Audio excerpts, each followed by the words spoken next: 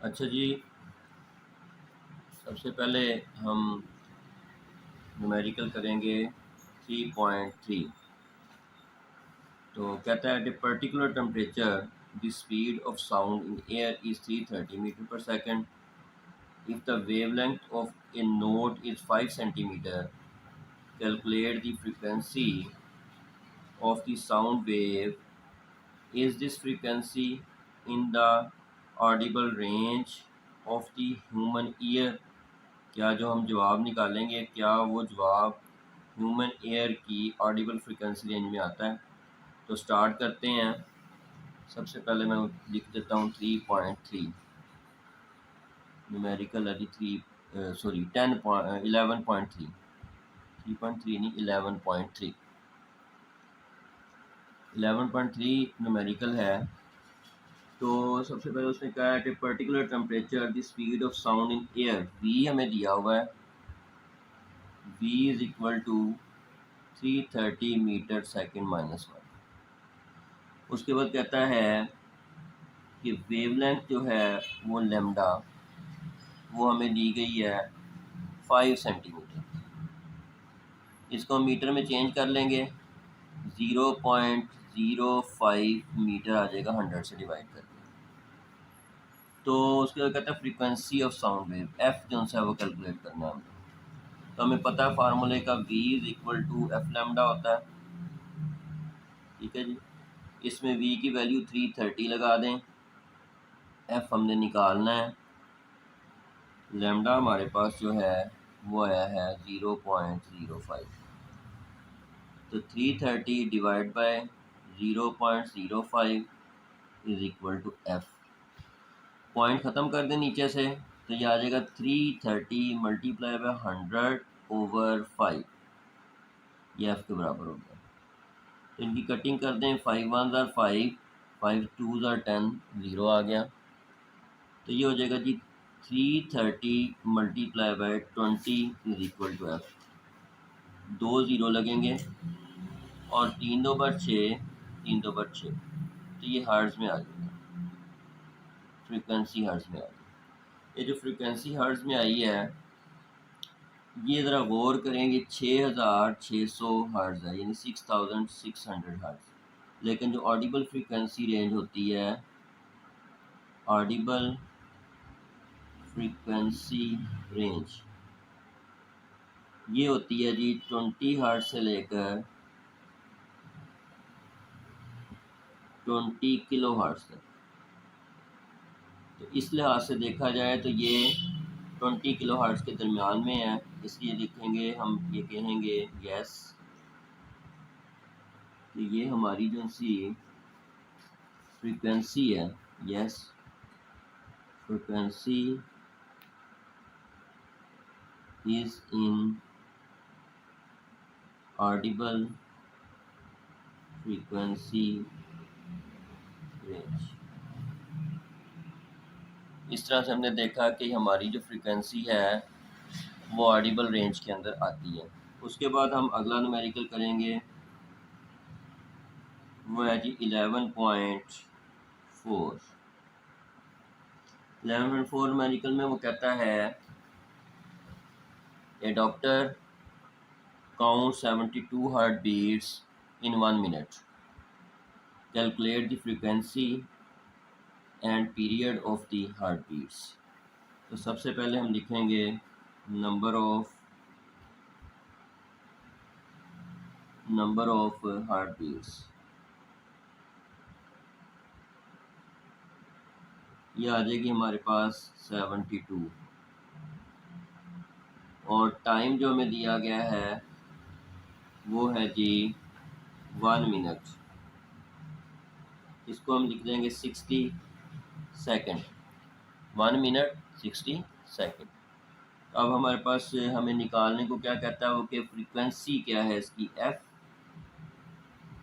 और time period क्या है इसका, ये हमारे पास स्मॉल टाइप टी है। ठीक है, तो फ्रीक्वेंसी का फार्मूला हमें पता है क्या होता है, number of heart beats divide by time. कितने टाइम में हुआ। तो हम 72 को 60 पे डिवाइड कर देंगे, तो ये तकरीबन तकरीबन आपके पास जो जवाब आएगा ये 1.2 हर्ट्ज है। फ्रीक्वेंसी आ गई। अब टाइम पीरियड जो सा है वो मैंने बताया हुआ आपको कि वो रेसिप्रोकल होता है फ्रीक्वेंसी का। तो 1/1.2 कर देंगे, तो जब इसको डिवाइड करेंगे तो ये हमारे पास जवाब बन जाता है 0.83 सेकेंड। तो जो हमारे पास जवाब आता है वो 0.83 सेकेंड आ जाता है। इस तरह से 11.4 न्यूमेरिकल हमने कर लिया। अब उसके बाद करते हैं जी 11.5 न्यूमेरिकल। 11.5 न्यूमेरिकल में देखें वो क्या कहता है, a marine survey ship sends a sound wave straight to the sea bed.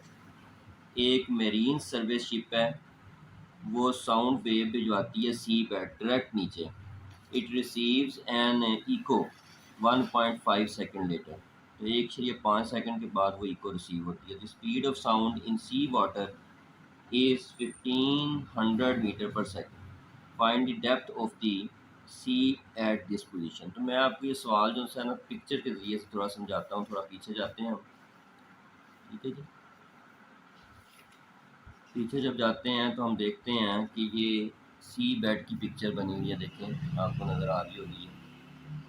तो क्या करता है वो इको यहाँ से भेजते हैं, जब तो सॉरी ये जो साउंड वेव है वो यहाँ से भेजते हैं ऐसे। यहाँ से टकराने के बाद जब वो वापस इधर आती है तो टोटल टाइम जो उसने दिया हुआ है कि साउंड जाती है और टकरा के इको वापस आती है, वो हमें दिया हुआ है उसने 1.5 सेकेंड, ठीक है जी। तो जो वेलोसिटी है वो भी दी हुई है। तो हम लिखते हैं इसमें कि time of echo, time of echo वो 1.5 second. Time of one side फिर क्या हो जाएगा, वो हो जाएगा 1.5 को आप 2 से डिवाइड कर दें, यह आ जाएगा 0.75 सेकेंड। अब उसने वेलोसिटी आपको दी हुई है इसकी 1500 मीटर सेकेंड -1। तो आप यहाँ पे क्या निकालने को कहता है, इसमें वो निकालने को कहता है depth of the sea at this position, यानी कि डी निकालनी है, डिस्टेंस निकालना है। तो हमें पता है v is equal to d/t होता है। इसमें हम अगर d निकालना है तो v और t को मल्टीप्लाई कर देंगे, तो हमारे पास आ जाएगा d is equal to v multiply by t, d multiply by t। इसमें आ जाएगा v is equal to d multiply by t।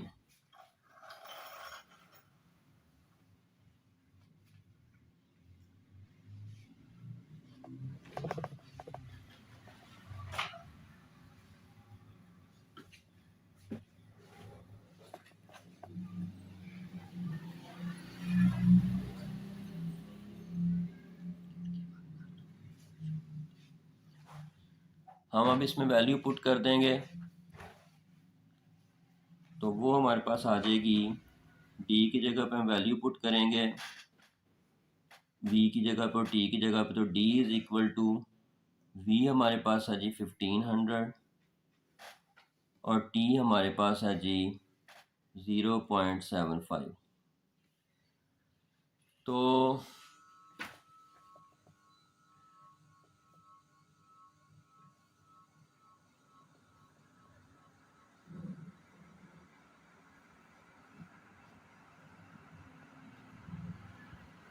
अब हम इसका जो जवाब निकालते हैं तो वो हमारे पास आ जाता है जी 1125 मीटर, ठीक है जी। इस तरह से हमारे पास ये इसका जवाब आ गया। यही मैंने आपको ये बताया कि इको का टाइम ये दिया हुआ है, एक तरफ का टाइम निकालना है तो 2 से डिवाइड कर दें, और वेलोसिटी आपको ये दी हुई है, डिस्टेंस आपने निकालना है तो आप v is equal to d/t कर देंगे, तो आपके पास ये जवाब आ जाएगा। उसके बाद अगला जो सवाल है वो भी बिल्कुल इसी तरह से है। ये 11.5 था, अब हम 11.6 करेंगे। 11.6 में आपको दिखा देता हूँ, ये देखें उसी तरह से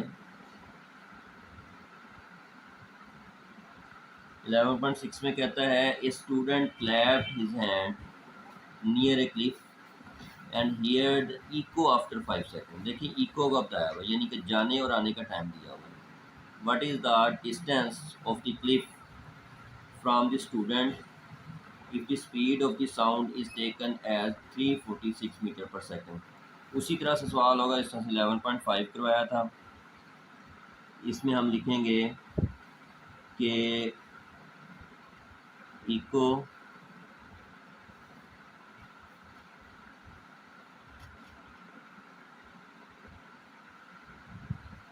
eco time is equal to 5 second. Echo time 5 second, time of one side ये 5/2 हो जाएगा 2.5 सेकंड। ठीक है जी। और उसके बाद फिर आप इसमें वेलोसिटी लिख देंगे, v is equal to v जो सी आपको दी गई है वो यहाँ पे 346 मीटर सेकंड -1 दी गई है। तो इस तरह से आप d निकालना चाहते हैं इसमें, तो v इज इक्वल टू यानी वेलोसिटी का फार्मूला लगा लेंगे इसमें। तो ये आपका फार्मूला बन जाएगा d is equal to v multiply by t। ठीक है जी। और यहाँ पे आप वैल्यू पुट कर दें अब इसकी, तो ये जनाब वैल्यू पुट करने के बाद v की वैल्यू 346 है और t की वैल्यू 2.5 है। तो इसका जवाब आपके पास जो आ जाएगा वो 865 आ जाएगा, 865 मीटर। तो 865 मीटर जो सा है वो डिस्टेंस है उसको करवाना। उसके बाद 11.7 न्यूमेरिकल आ जाता है। ये भी बिल्कुल इसी तरह से 11.7 न्यूमेरिकल आपको दिखा देते हैं। देखें, ए ship sends out ultrasound that returns from the seabed and is detected after 3.42 seconds. If the speed of ultrasound through seawater is 1531 meter per second, what is the distance of the seabed from the ship? ये भी उसी तरह से सवाल है। इसमें जो ultrasound को यूज़ किया हुआ उसने, इसलिए वेलोसिटी उसकी ज़्यादा दी हुई है। तो इसमें लिखेंगे हम उसी तरह से कि time of echo send out ultrasound and return from the seabed detected after 3.42 second. तो यहाँ पे लिख देंगे हम time of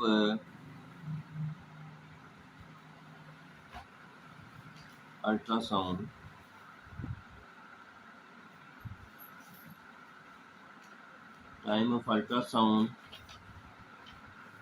return from seabed. टकरा के जब वापस आती है तो वो हमारे पास दी हुई है उसने 3.42 सेकंड। ठीक है जी, 3.42 सेकंड दी हुई है। इसमें देखें वेलोसिटी जो से दी गई है वो 1531 मीटर पर सेकंड दी गई है। तो हमने डी निकालना है, तो डी हमारे पास v is equal to D over T और d is equal to v multiply by T. v की वैल्यू जो सी है 1531 हो जाएगी और t की वैल्यू जो सी है वो 3.42 का हाफ कर लें। ठीक है जी, 3.42 डिवाइड बाई 2 ये 1.71 सेकंड आ जाएगा स्मॉल टी।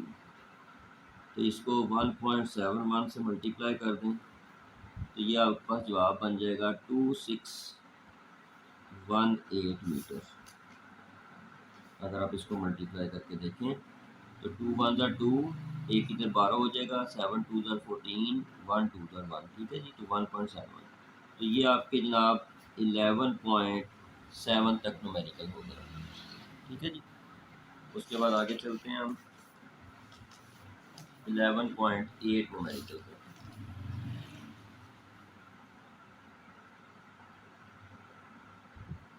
जी 11.8 न्यूमेरिकल जो है वो कुछ इस तरीके से है, कहता है the highest frequency sound humans can hear is about 20,000 hertz. What is the wavelength of the sound in air at this frequency at a temperature of 20 degrees C?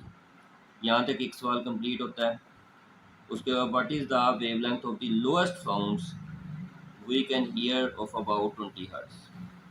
Assume the speed of our sound in air at 20 degrees C is 343 metre पर second. तो सबसे पहले हम क्या करेंगे, पहले सवाल को हल करेंगे। हाईएस्ट फ्रीक्वेंसी जो सी है वो हम F1 लिख लेंगे, वो हमारी है 20,000 हर्ट्ज़। और जो वेलोसिटी उसने दी हुई है वो दोनों के लिए एक ही दी हुई है, वो है जी 343 मीटर पर सेकंड, ठीक है जी। उसके बाद जो हमने V है जो लैम्डा है वो हमने निकालना है, ठीक है जी। जी अब मैंने कर दिया ठीक, वो गलती से नज़र नहीं आ रहा था, अब मैं ठीक कर दिया। अच्छा जी, तो वेलोसिटी दी हुई है तो उसमें कहता है कि वेवलेंथ निकालें। तो लैम्डा जो सा हो जाएगा आपके पास v is equal to F lambda हो जाएगा। यहाँ पे लैम्डा 1 हम निकालेंगे, v is equal to F1 lambda 1।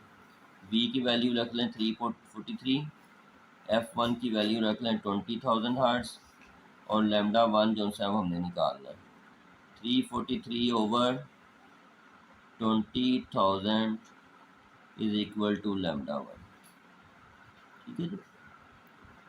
इसमें फिर कुछ इस तरह से बनेगी कि यहाँ पर डिवाइड करें 343 ओवर 2 और ये 4 ज़ीरो जो से इनको उठा के ऊपर ले जाओ 10 की पावर -4 हो जाएगा।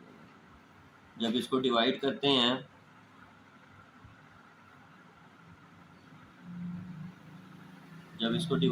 हैं हम तो ये बन जाता है 1, ये बन जाता है जी 171.5 मल्टीप्लाई बाय 10 पावर -4 लैम्डा। तो डिवाइड करके आप देख सकते हैं। तो जब हम ये पॉइंट इधर मूव करेंगे 2 दफ़ा तो 1.71 आ जाएगा, 72 कर लें इसको राउंडिंग ऑफ करके, मल्टीप्लाई बाय 10 पावर -2 मीटर आ जाएगा। ये लैम्डा 1 आ रहा है। अब दूसरे पार्ट में वो कहता है कि अगर आपके पास F2 20 हर्ट्ज़ दे दिया जाए, ठीक है जी, 20 हर्ट्ज़ अगर आपको दे दिया जाए तो फिर क्या होगा कि लैम्डा 2 जो सा है आपने निकालना है। तो उसी तरह से v is equal to F2 lambda 2 करें, v आपके पास 343 है, f आपके पास फ्रीक्वेंसी 20 है और लैम्डा 2 आपने निकालना है। इसको नीचे उठा के ले जाएं, 343 over 20 is equal to lambda 2। ये उसी तरह से 343 ओवर 2 कर लें, मल्टीप्लाई बाय 10 पावर -1 कर दें, ऊपर चल जाएगा 10, ये बन जाएगा 171.5 मल्टीप्लाई बाय 10 पावर -1,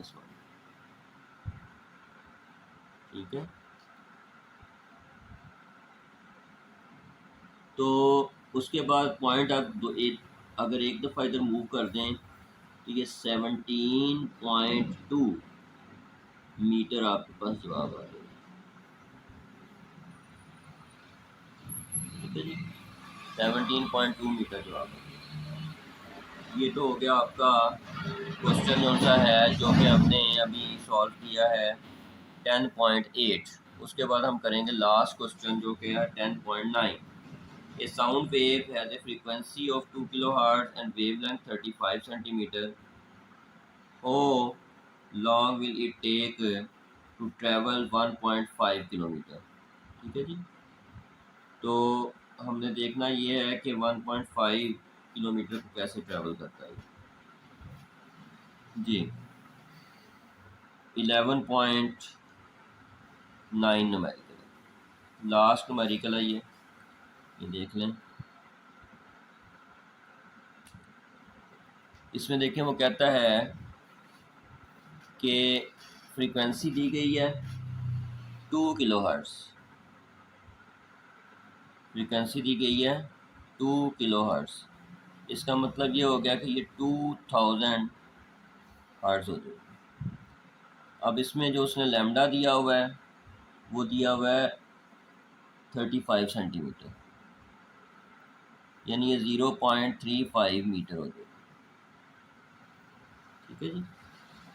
तो अगर आप इसको अब निकालना आपने क्या है, इसमें कहता है कि टाइम कितना होगा वो आपने निकालना है, जबकि डिस्टेंस जो है वो 1.5 किलोमीटर दिया गया। तो अगर आप इसको किलोमीटर को मीटर में चेंज करें तो ये 1.5 मल्टीप्लाई बाय 1000 मीटर हो जाएगा।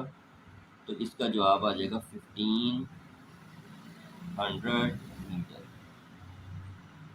अब आपने डी निकालना है तो आपके पास वी मौजूद नहीं है, पहले वी निकालेंगे। V is equal to F lambda करेंगे। एफ यहाँ पे है जी 2000 और लैम्डा यहाँ पे 0.35। तो ये हो जाएगा जी 2000 इसको ना आप पॉइंट ख़त्म कर दें, इसका डिवाइड बाय 100 आ जाएगा, 20 से कट जाएंगे। तो ये हो जाएगा जी आपका 220 मल्टीप्लाई बाय 35।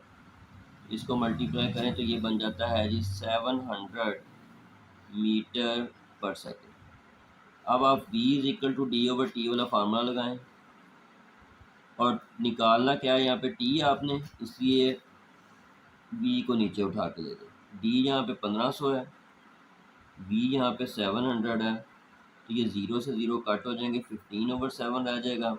इसका जब जवाब निकालेंगे आप तो ये आपका जवाब बन जाएगा 2.1 सेकेंड, यानी कि t आपके पास जो आएगा वो 2.1 सेकेंड होगा। इस तरह से हमने न्यूमेरिकल ये सॉल्व किए हैं। पहले मैंने आपको दोबारा से कुछ बता देता हूँ कि कैसे किया है। इसको पीछे लेके जाता हूँ इसको मैं।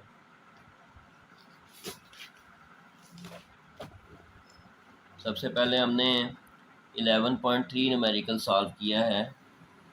न्यूमेरिकल प्रॉब्लम्स 11.3 न्यूमेरिकल में वेलोसिटी दी हुई थी, लैम्डा दिया हुआ था, फ्रीक्वेंसी निकालनी थी, v is equal to F lambda करके हमने जवाब निकाल दिया। फिर देखा कि ये फ्रीक्वेंसी जो सी है ऑडिबल फ्रीक्वेंसी रेंज के दरमियान में आ रही थी, इसलिए लिख दिया कि ऑडिबल फ्रीक्वेंसी रेंज में है। 11.4 में उसने नंबर ऑफ़ हार्ट बीट्स दी हुई थी, टाइम जो सा है वो 1 मिनट था, 60 सेकंड हो गया। उसके बाद फ्रीक्वेंसी और टाइम पीरियड निकालना था। फ्रीक्वेंसी का फार्मूला होता है कि जितना नंबर ऑफ़ वेव्स या नंबर ऑफ़ साइकिल्स या नंबर ऑफ़ हार्ट बीट्स जितने टाइम में लेते हैं उनको डिवाइड कर देते होते हैं। तो ये 1.2 आ गया। तो टाइम पीरियड फ्रीक्वेंसी का रेसिप्रोकल होता है, तो 1/2 कर दिया, 0.38683 सेकंड आ गया। फिर टाइम उसने ये जो सिर्फ तीन सवाल अगले हैं जो तीनों ये एक ही कैटेगरी के हैं। इसमें इको का टाइम दिया हुआ है, यानी आने जाने का टाइम दिया हुआ है साउंड के, ठीक है। और टाइम वन साइड का हमने निकालना है, तो हमने इसको 2 पे डिवाइड कर लेना है। और हमें वेलोसिटी दी हुई है, ये उसने डी निकालना है हमने, डिस्टेंस जो सा है यानी कि जो सी बेड का है, तो v is equal to D over T करेंगे। ये वेलोसिटी का फार्मूला है या स्पीड का कह सकते हैं आप। तो v और t को मल्टीप्लाई कर दें तो d आ जाएगा आपके पास। v को लगाएं, d को लगाएं, t को लगाएं, तो आपके पास ये जवाब आ जाएगा। अगले सवाल में भी ऐसे ही है। इको टाइम जो सा है क्लिफ के पास जाके वो जो हैंड को जो सा है क्लैम्प करता है तो वो 5 सेकंड है। Time of one side divide by 2 कर देंगे। वेलोसिटी दी हुई है ये D is equal to V multiply by T आ जाएगा, मल्टीप्लाई कर दें जवाब आ जाएगा। 11.7 भी ऐसे ही है। Time of ultrasound return from seabed, टकरा के ऊपर जो आती है अल्ट्रासाउंड, वो 3.42 सेकेंड है। इसको 2 पे डिवाइड कर लें तो स्मॉल टी आ जाएगा 1.71, और ये वेलोसिटी दी हुई है, इसको मल्टीप्लाई कर देंगे तो आपके पास जवाब आ जाएगा। उसके बाद अगला सवाल जो है वो डिफरेंट है, 8, उसमें फ्रीक्वेंसी दी हुई है आपको जो कि हाईएस्ट फ्रीक्वेंसी है, और वेलोसिटी दी हुई है उसने, और कहता है लैम्डा 1 निकालें। तो V is equal to F 1 lambda 1 करके कीमतें पुट करके 20,000 को डिवाइड कर दें इस पर। तीन चारों जीरो जो से इनको ऊपर ले गए, हम -4 हो गया, ये 2 पे डिवाइड कर दिया, 1.171.5, इसको राउंडिंग ऑफ करके 1.72 कर दिया, और पॉइंट को हम 2 दफ़ा इधर मूव कराएंगे तो ये 2 टाइम जो सा ज़्यादा हो जाएगा, -2 हो जाएगा। अब फ्रीक्वेंसी जो सी है 20 हर्ट्ज़ हो गई, यानी कि लोएस्ट फ्रीक्वेंसी है। लैम्डा 2 हमने निकालना है इसमें, तो V is equal to F2 lambda 2 ले लिया। F2 20 है, इसको डिवाइड कर दिया, इधर 10 ऊपर आके -1 हो गया, इसको पॉइंट इधर एकदम मूव कराएंगे तो ये ख़त्म हो जाएगा 10 -1, तो 17.2 मीटर आ गया। लास्ट न्यूमेरिकल में उसने फ्रिक्वेंसी दी हुई है आपको किलो हर्ट्ज़ में, उसको किलो में को चेंज कर लिया, 2000 हर्ट्ज़ हो गया। लैम्डा जो सा सेंटीमीटर में था मीटर में दे दिया। टी जो सा हमने कैलकुलेट करना है इसमें, तो डी इज इक्वल टू ये दिया हुआ है 1.5 किलोमीटर, मीटर में चेंज कर लिया 1000 से मल्टीप्लाई करके। तो V is equal to F lambda करके पहले वी निकाला आपने, ठीक है जी, पॉइंट ख़त्म कर दिया, 0 से 0 कट के, तो 2 मल्टीप्लाई बाय 20 मल्टीप्लाई बाय आपके पास आ गया जी 35, तो ये 700 आ गया। तो v is equal to D over T करके वैल्यूज़ पुट करके तो 2.1 सेकंड आपके पास जवाब आ गया। तो ये थे चैप्टर नंबर 11 के न्यूमेरिकल। तो उम्मीद है कि आपको समझ आ गई होगी इसकी न्यूमेरिकल्स की। तो अगर कोई मसला हो तो आप पूछ सकते हैं इसको।